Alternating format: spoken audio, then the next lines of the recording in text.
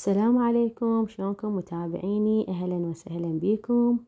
رجعت لكم بروتين حلو رمضاني، ان شاء الله يعجبكم وينال رضاكم، وان شاء الله تخلوا لي لايكات حلوة وتعليقات حلوة مثلكم حتى استمر وابقى وياكم وانزل روتينات ويصير يعني دعم للقناة، لانه اللايكات مثل ما تعرفون هي اللي تدعم القناة وتخليها توصل. فإن شاء الله ما تقصرون وياي، اللي يشاهد الفيديو ضغطة منك على اللايك حتى تصعد اللايكات وتصعد المشاهدات، لأنه دائما أشوف مشاهدات موجودة بس لايكات قليلة وتعليقات أيضا قليلة. فأجيت لكم اليوم بروتين رمضاني وتشريبتنا الحلوة. هاي طبعا تشريبة لحم راس، نظفتها وكملتها، وبديت بالبداية نزلت الماي مالها على النار، على نار فاترة. نزلت الماي مالتها وخليته ينشف، بعدين يلا ضفت البصل وخليت شوية زيت، لأنه هي تطلع دهن، تعرفون بيها شحم وهاي فتطلع دهن. خليت كلش يعني زيت، بس ما طالع بالتصوير كلش يعني قليل. وخليت بصل، راس بصل قطعته هيجي مكعبات، وظليت احمس بيه ويا التشريبه، لانه تعرفون اللحم الراس او الكراعين او اي تشريبه تحتاج حمس، بس هذا التشريبه يعني هذا اللحم اكثر يحتاج حمس بدقه، يعني واحد يحمس بيه. شوفوا خليته يحمس، يعني كل ساعه اغطيه وارجع له، اغطيه وارجع له الى ان شفت يعني انحمس زين. بعدين يلا ونص الحمس ضفت له البهارات، هسه تشوفون كلش طيبة كانت. لحم الراس يعني هو طيب بس يعني يحتاج عناية وتنظيف. يعني بلشت بيه تقريبا أنا من 10:30 الصبح، وطبختها الساعة 12 الظهر، وبقت يعني على نار فاترة تقريبا ل5:30 العصر طفيتها. مثل ما جاي تشوفون اغطيه وارجع له، اغطيه وارجع له الى ان اخذ وقت بالحمس. وهنا أنا غليت الماء، يعني حميته بالغلاية وحضرته حتى بس أشوف أنها أخذت يعني وقت بالحمس واكتفيت من الحمس، أضيف الماء الحار عليها. والماء الحار طبعا هاي الخطوة هي حتى شنو تخليها يعني تفور سريع. فهنا أنا هاي البهارات اللي خليتها بهارات 7 حبات وكركم، وبهارات مشكلة وشوية دارسين وورق غار، واثنين مثل ما شفتوا هذلي اللومي باصر احنا نسميه. فخليت كل البهارات سوية حتى احمس بيها مرة ثانية، ارجع لها يعني واحمس بيها. هذا نص الحمس وضفت البهارات.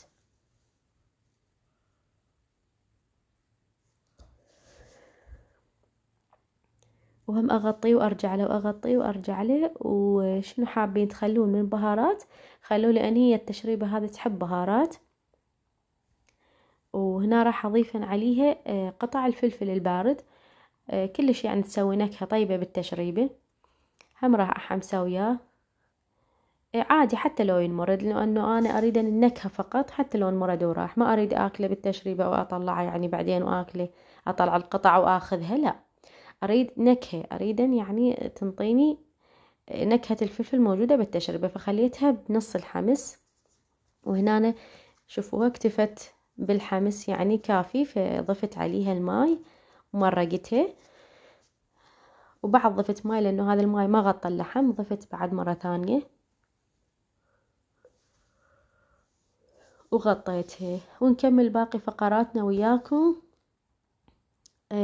بهذا الفيديو. وهنا أنا جاي نكسر الجوز، خليت ماما تكسر الجوز لأنه أنا رحت أسوي لي غير شغلة، والكل قاعد يمها أموري أمور بكل شي يعني لازم يشارك.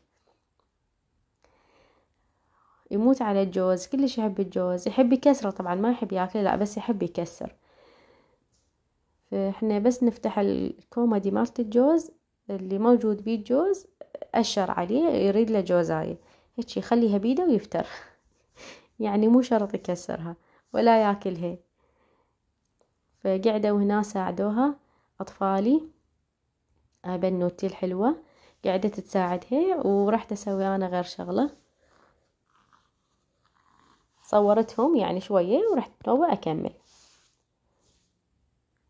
وهذا التمر، وهاي طبعا كرات التمر الكل يسويها برمضان لأنه هي طيبة يعني حتى اللي ما ياكل تمر تسوي له واهز إنه ياكل تمر. هنا نحشيها باللي تحبونه، حتى إذا راشي أو هو هذا جوز نفسه وتطحنوه وتخلونه ببطنه هم عادي.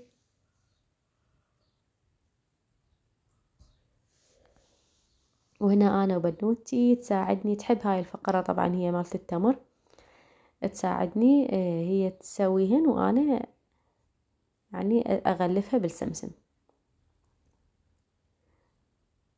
دائما تشارك وياي يعني بالمطبخ، فأخليها أنا بواهسها يعني، بس يعني أقلها مثلا يعني لا تطيحين بالقاع، أو يعني أوجهها إنه شلون تشتغل حتى تتعلم شوي شوية. وهنا هم سوينا زنود الست، لأنه السفرة لازم تحتاج، سفرة رمضان تحتاج حلو. زنود الست حشيته بهذه الحشوة اللي هي محلبي، وبعدين ضفت عليه، ما صورتها لكم لأن أنا مصورتها بالقناة، ضفت عليه علبة قمر، واللي ما يحب يضيف علبة قمر هذا هو مو مشكلة، أو حابين تخلون ببطنه جوز هم خليت ببطنه جوز أنا كسرته هذا نفس اللي شفتوه، ضفت ببطنه جوز حتى يعني ينطي طعم طيب. وهذا الخبزة مع السمبوسة عادي إذا ما يعني تقطعوها بالنص، بس أنا أشوفها بالنص أحسن. أكو يسووها مثلثات، بس المثلثات أحسها تصير كلش صغيرة فما أحب أسويها. مرات أسوي فيونكة هيك ببحتها يعني من دون حشوة، يمكن مسويتها لكم أنا بالقناة، هيك فيونكة يعني شكل حلو تنطي بالطبق. فهنا هم قلت أسوي بس نسيت. إن شاء الله على الجايات أسوي فيونكة وأراويكم إياها، اللي يحب يسوي يعني يطبقها شكل حلو يصير ذهبي ومقرمش.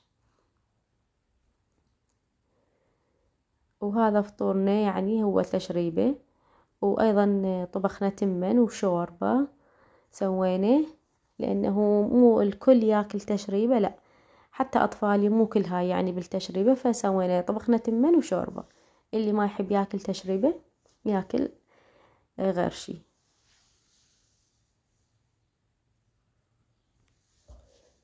ونلفها بهالطريقة، طبعا الكل يعرف، بس هذا يعني هو جزء من روتيني حبيت أصوره، الكل يعرف هذه الطريقة. والشيرة منك على صفحة خليتها تفور، ومنا بديت أقلي بزنود الست على نار هادئة، طبعا لازم نار هادئة على مود تاخذ لون حلو مقرمش وذهبي. ما شاء الله، مثل ما أدري تسمعون صوت المطر لو لا، الأمطار ما شاء الله كلش يعني صلوات يعني غزيرة خلينا نقول. هواي مطرت من البارحة لليوم كلش تمطر يعني وما سكتت. فكل المحافظات انطت عطلة، بس البصرة ما انطوها عطلة، والأطفال ضاجوا ورادوا عطلة، قلنا لهم ماكو عطلة دوام، وداوموا وراحوا لأنهم امتحانات. فأنا يعني كلش ما أغيبهم، حتى لو ماكو امتحانات، حتى لو فترة مراجعة، أبد ما أخليهم يغيبون بس للوقت يعني مثل اسم الله يعني على أطفالكم إذا فلاونزا أو يعني هيك مريضين أو فلاونزا أخليهم يغيبون، ومو اثنينهم يعني، بس اللي مريض، الثاني يظل يبكي ليش إنه أنا ما غبيت، ليش بس فنونة تقول ليش بس حمودي يتمرض يغيب، ليش أنا ما أغيب. وهاي سوالفهم. وهنا أنا ضفت قريب تستوي، طبعا مو بالبداية أو ولا بنص الفور، لا قريب تستوي. ضفت هذه قطع البوتيتة وبصل، البصل ما أقطعه لأنه هذا إحنا نريده بالصحن بعدين نطلعه وناكله، فأخليه هيك بكباره يعني أشوف شكله أحلى. وثوم، راس ثوم واحد، خليته قريب يستوي، وبعدين لما أشوف هذه المكونات استوت أطفيها، أضيف لها ملح قبل ما أطفيها وأطفيها بعدين.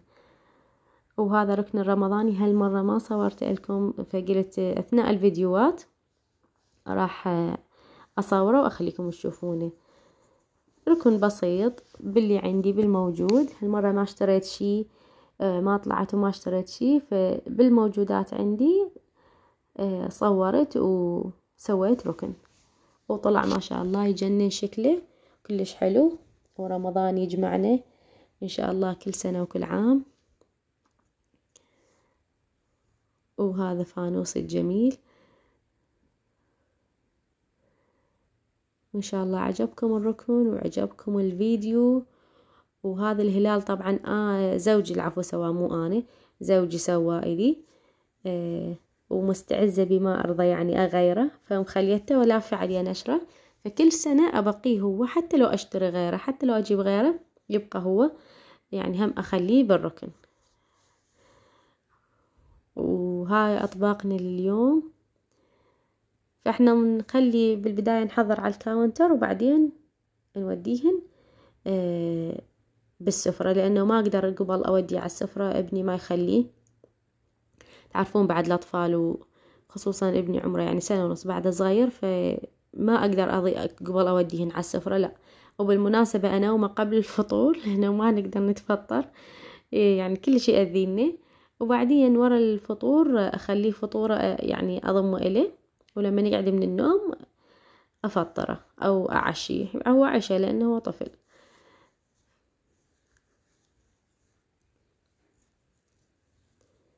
وهنا عندنا الوالدة جاية تصب، طبعا عمتي جايت هي اللي تصب، يعني نجيب الشغلات كلها نحضرها وهي قاعدة تصب لنا. صح أنا سويت الفطور، صح أنا طبخت، بس تبقى بعد هي إيدها خير وبركة إن شاء الله، هي اللي تصب، ومتعودين عليها يعني هي تصب لنا عشاء غدا ريوق هي تصب.